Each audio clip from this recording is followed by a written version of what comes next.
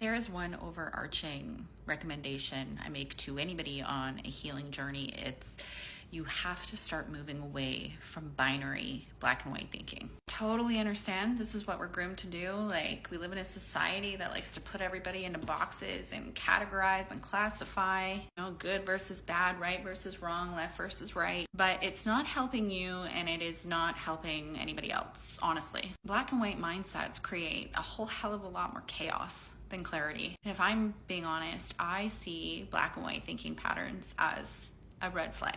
Somebody who willfully ignores context and nuance to double down on a thought or a belief is not somebody that has the capacity to expand their awareness. And like I said, we're all groomed to categorize things, but it oversimplifies reality. It causes internal conflict. It blocks your healing and your growth, and it makes decision making harder. So you need to learn how to hold space for various shades of gray. Like a muscle, nuanced thinking is something that you have to exercise. So there's a big difference between somebody with an avoidant attachment style and someone who avoids accountability. And I understand that they look similar on the surface. There are nuances that need to be accounted for. Otherwise, we're making blanket, incorrect overgeneralizations about a group of people that don't deserve that stigmatism. Avoidant attachment is a self-protective mechanism. These are people who struggle with emotional closeness. Maybe they withdraw when they're overwhelmed, or they need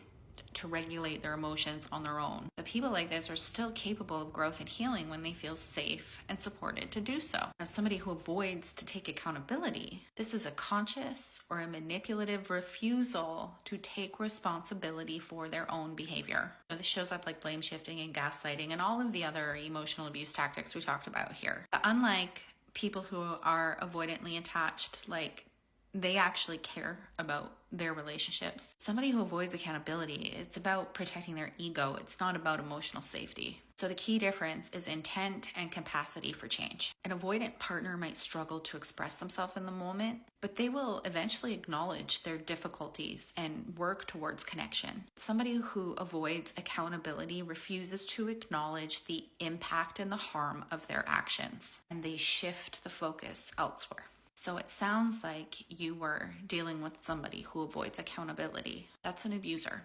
not an avoidant. I'm honestly really sorry for your experience, and I hope that you have found support to work through it.